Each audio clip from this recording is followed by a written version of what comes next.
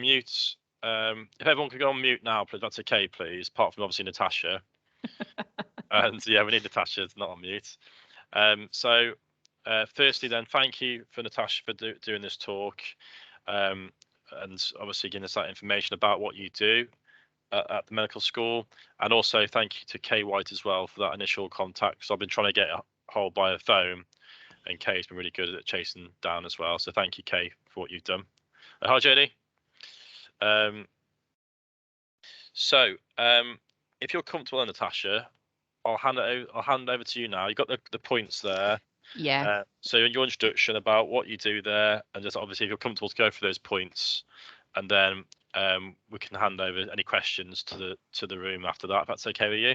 Yeah, that's absolutely fine. If anyone wants to butt in at any point, I'm happy for you to butt in. That's brilliant. And ask questions as we're going along as well, so that's fine too. Thank you so much. Cool. So my name is Natasha Russell. I'm the technical manager for the anatomy department at the University of Birmingham. I've been here approximately 4 years. Prior to that, I've held similar positions at other institutions. I've also worked for NHS Blood and Transplant in their tissue donation department. So I have a fondness for working on HTA regulated areas, which is a deep joy. So primarily my role is to manage the technicians and the teaching that happens at the medical school. So we obviously teach using whole bodies and prosected parts. So prosected parts are parts of the body that have been dissected in order to demonstrate anatomy to our students, rather than them having to do the dissection themselves.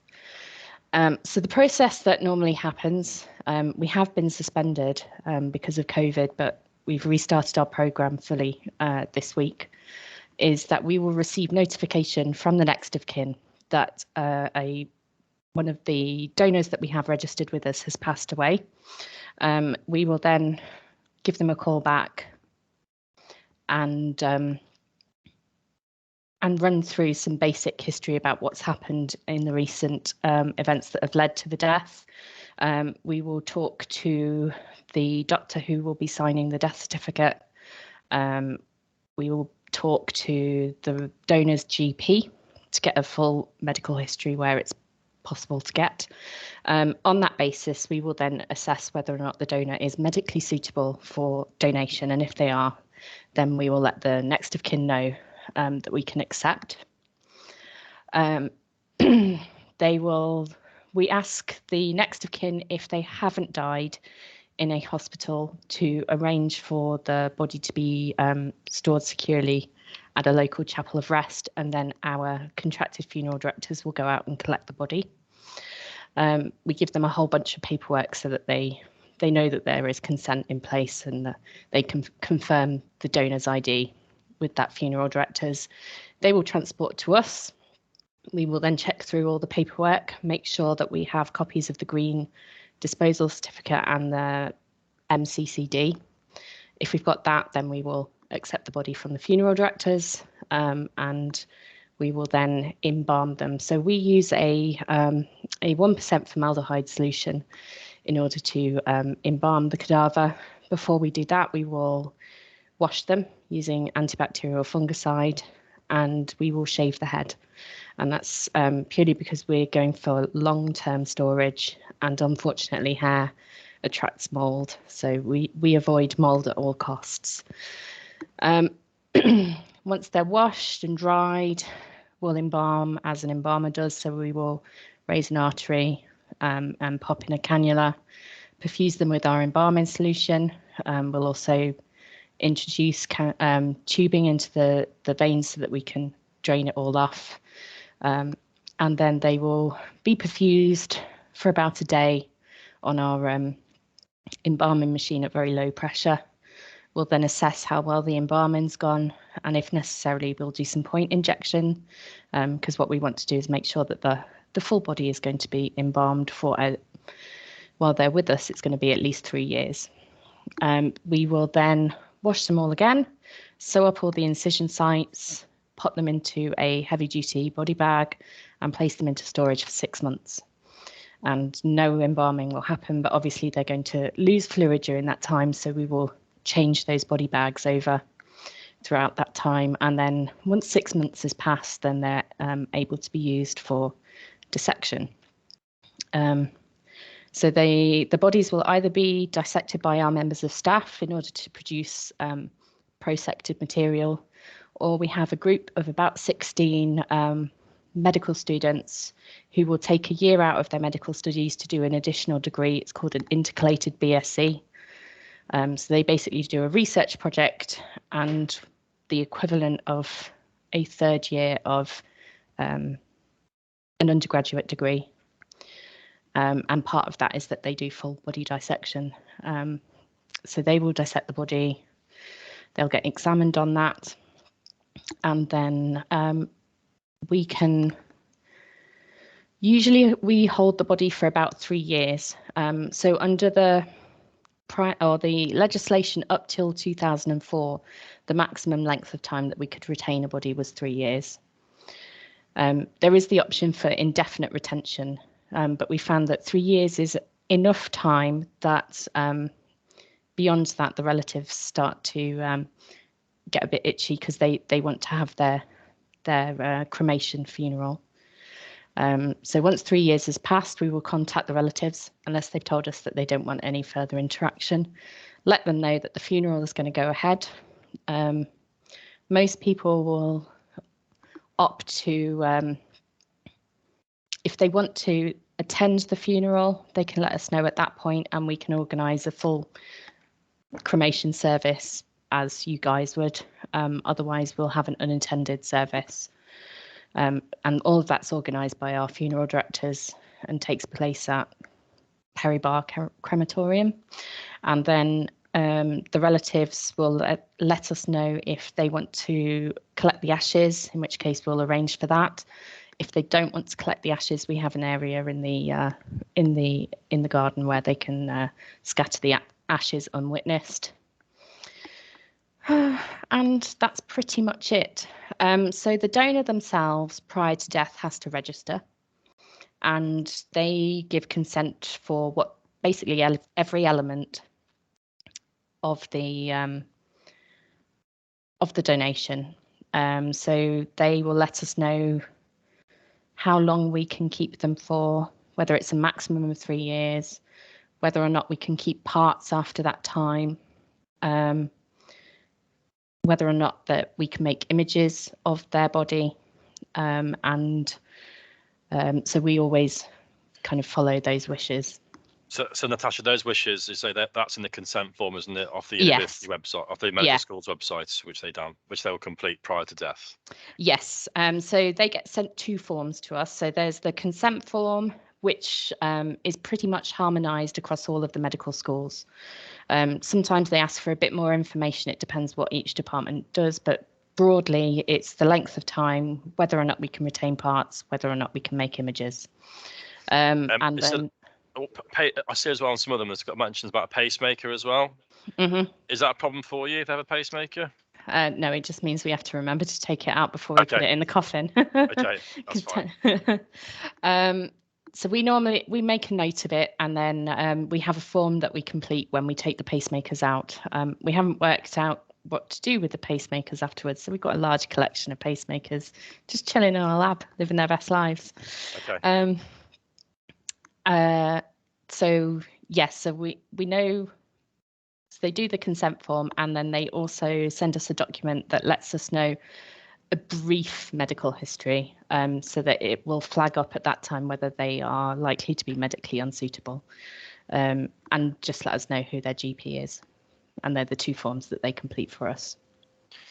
With that as well, then, so I've gone through the list of the reasons why a deceased may not be accepted, and I noticed like obesity is on there. Is that from a practical point, or is that mainly due to like the actual functioning of the body? What's the purpose of that? It's a practical consideration, because we've got very old storage cabinets with no room to expand, so we don't have bariatric fridges. Okay. We've just got the standard trays, so if they're too wide, then once we add fluid to them, they're not going to fit in the store. That's great. And then also as well, if someone is sort of very skinny, like very small, is that a problem as well? Is that not an issue? Yeah, I mean, we tend to avoid them if they're very, very small and very cachexic, just because there's literally nothing much left. It's very sad, but yeah, it's just the condition of the body. Okay. And then also as well, reasons for not being able to collect.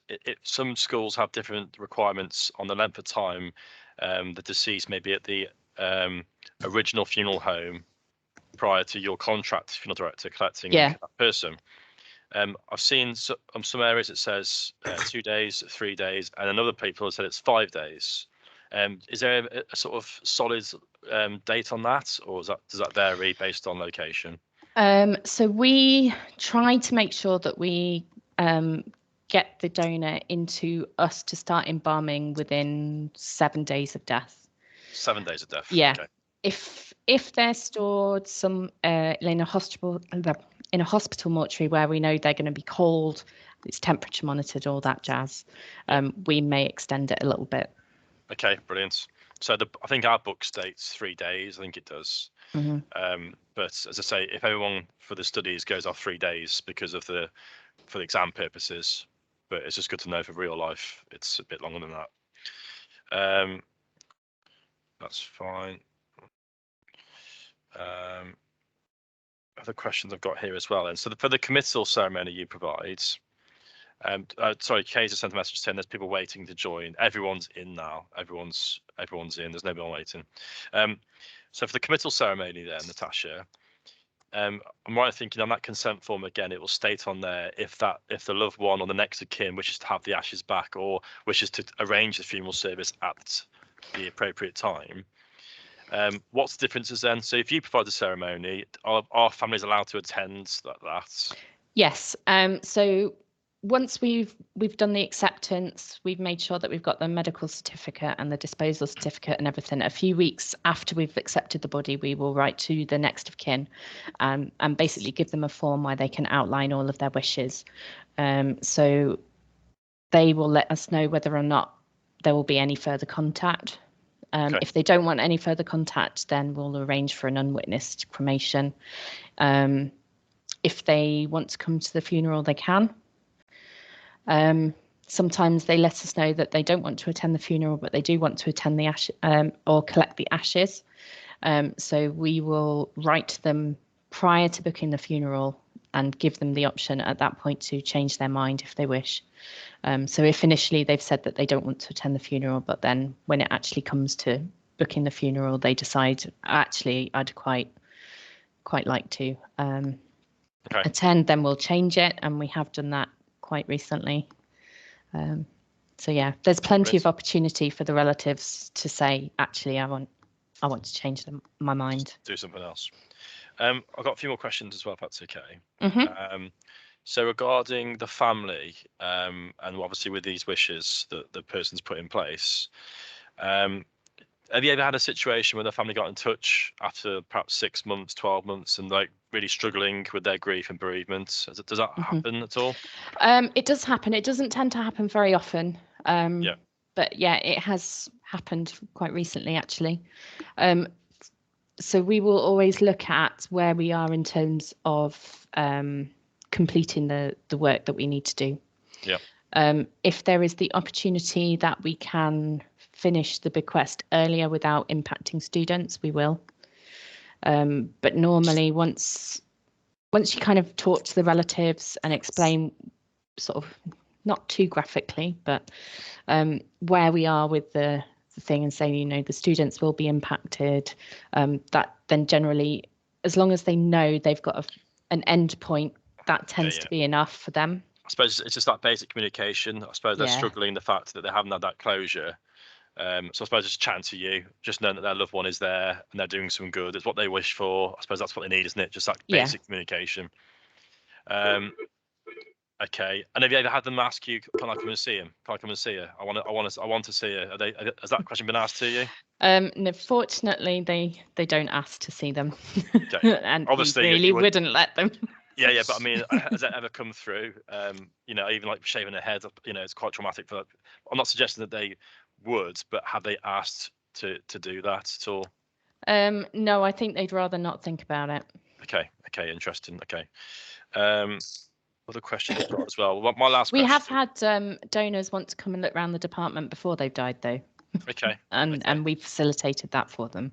So that's the donor's request. Yeah. Okay, that's interesting. This is where I'll Yeah. be. So Okay. they've wanted to see the lab where they'd be used for teaching, and the classrooms that we use, the lecture theatres, the med school. Okay. And they've had an interesting time. Very interesting. So you're thinking that this is where I'll be. Okay. Yeah. Thank you for that. And then my last question is, you mentioned about COVID, how things are slowed and stopped down almost. So how does that work? Do you now have a shortage of deceased in your facility? The cupboards are very bare. So is there a problem here? Do we have a problem? Do we have a national problem on the horizon with this? I think other medical schools have been able, it's really been down to health and safety, and they've been very, very cautious about COVID. A couple of medical schools have reopened. There's been some papers that have been published on how embalming fluids have sterilised the bodies, and we don't need to worry about it. There is always a shortage. There's always a shortage. Mm-hmm. At the moment, there is a growing demand for basically surgical skills training, because the surgeons aren't getting enough practice in theatres. Wow. And they'd prefer to practice on things that are not going to die as a result of their mistakes. Yeah. So a lot of medical schools, Keele University has a big surgical skills centre. There's a big surgical skills centre at Coventry. We don't have one in Birmingham. We've got one of the largest teaching hospitals. So there is an appetite for that to develop and to grow, and then we will need more donors.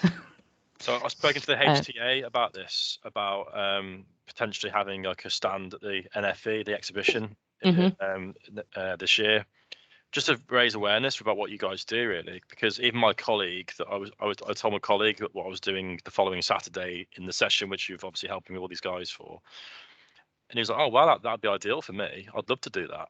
So again, it's getting the information out there, and I think the HTA and the medical schools need to utilise funeral firms more to get this information out to the communities which we serve. Yeah, I mean, I'm quite surprised that they haven't been out before, because the HTA are normally quite responsive when we have our professional societies meetings. They'll come out, they'll give us an update about what they have or haven't been doing when they're inspecting, what the trends are when they're doing the inspections in terms of compliance and findings.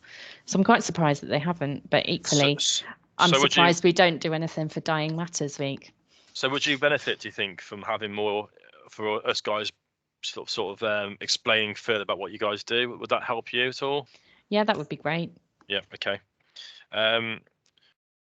So what I'll do now, guys on the call, any questions at all for Natasha regarding your activities for the unit, or just any other general questions you might have at all? Hiya. I have actually. Why do we have to wait? Why do you have to wait 6 months before doing it? It's because formaldehyde is a slow-acting fixative, so we have to give it enough time that it will fix the body, but also so that the gas will come off it. Otherwise, all our eyes will be streaming. Thank you. Okay, any other questions at all? Okay, Selena? Any of the guys on audio? What funeral director? Jodie, is that Jodie? Oh, sorry. So my dad was speaking in the background. No problem. Any questions at all, Jodie, from yourself? No, I don't think so. To be honest, I've only managed to catch half of it. So it's been recorded anyway, so I'll send the link afterwards to you. Oh, thank you. Karen from NEFD, any questions from yourself at all? No, thank you. Yeah, or Ryan, Rianne, Eleanor? No, I'm okay, thank you. Yeah, okay. Okay. I think that's everything covered. And Natasha, really, thank you very much. That's a pleasure. Thanks for joining us. If we are able to attend the school when things get a little bit easier, if that's allowed, that would be fantastic. If that's a possibility. Yeah, I'm sure we can organise a tour. That'd be great. Well, thanks so That'd be much. fab. Yeah, thank you. And Selena, hands up. Sorry, just one question. Do you have like information that you send out, or is it a case of it's just that we would do our own information to give our own clients to raise awareness? So at the moment, we don't have anything on a website. It's almost like we don't exist. Yeah. The University of Birmingham is dragging itself kicking and screaming into about the 19th century. So I'm hoping at some point I will be able to get in touch with our marketing department to set up a website so that we can put all our information up there. Most of the time, people will get hold of our contact details from the HTA. Mhm. And they just get in touch with us. We'll send them out a consent pack of information, and then they return it to us. So there's Eventually, no like pamphlets or leaflets that we have an information booklet that we can send out, but obviously we revise it every year, so we try not to send loads out. Just in terms of if things change, in terms of being able to accept for certain medical conditions. Is that virtual? Is that on is that online, that booklet? Not yet. It's going online eventually. Okay. But yeah, it's a work in progress to get a site on the university's website that's public facing, where people would be able to gain access to it. Okay. Natasha, the booklet that you sent me, is that the one that you're talking about? Yes, that's the one. On a copy, and then John can forward it to all the other students. Yeah, that's absolutely fine. Yeah. Okay. It's okay. Thank you both. And again, Natasha, if you are interested in that NFE information, to get your information out there, as I say, I can send you the details for the NEFD, if that's okay. Yeah, that'd be great. I have a vague recollection. I went to one a few years ago. Oh, did I think it was out near an agricultural college somewhere. It's Stoneleigh, Yeah. usually. Yeah, Yeah. Stoneleigh. Yeah. I had a great time. I've never seen so many coffins. Well, there you go. Well, you can come and give a talk now if you want to as well. So that'd be great. It'd be useful for us all, really. So. Very cool. Okay, Laura.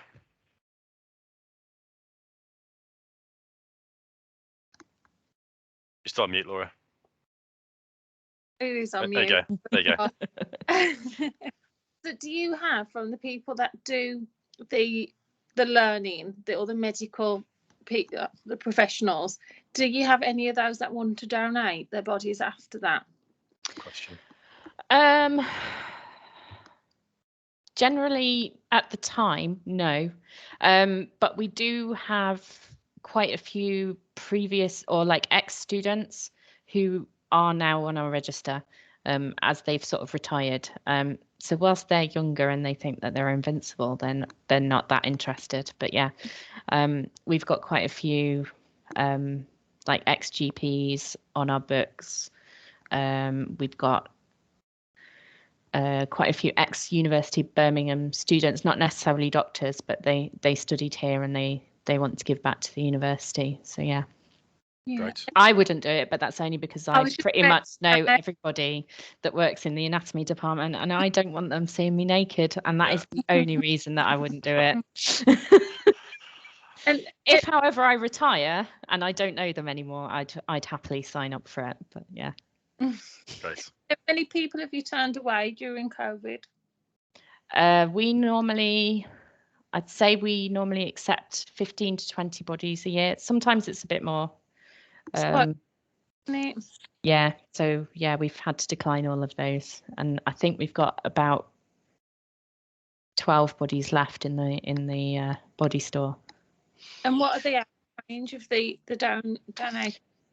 They all tend to be older because they have to be expected deaths, because if they've had a post-mortem, everything ends up in a bag in the abdomen, and it's not very good for us. So yeah, they all tend to be older, unless they have like an aggressive cancer or something, and the death's expected. The cancer is that you are allowed to accept? We will look at where the primary is, what the primary is, and what the spread is. If it's a solid organ cancer, it's more likely. If it's like a lymphoma, it'll just depend how the disease progresses. If it's in the peritoneum, we'll decline because it just affects everything. But if it's sort of liver with brain mets, then yeah, we'd take. Yeah.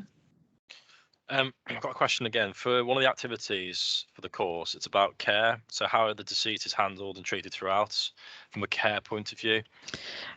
So we, as staff members, we always cherish our donors, which sounds a bit weird, but we always look after them. All of our students, so we move and handle them delicately as you can. You don't forget that they're people, kind of thing. No, we never forget that they're people. Our students probably do, because that's normally their first ever exposure to anyone who's ever died, and because they, apart from the students that are dissecting, they only ever see parts, so they never see a whole person. They kind of separate it, and it's a teaching tool rather than an individual. As staff members, we don't forget that. So every year we have anatomy demonstrators come in, and as part of their induction process, they have to go through all of the HTA regulation talks and stuff, and a lot of that is about respect for the donors. So our students are not permitted or have to dress appropriately for when they come to the lab, so they're not allowed to rock up in their shorts and flip-flops. Part of that is health and safety, but part of it is the respect for the people who are there.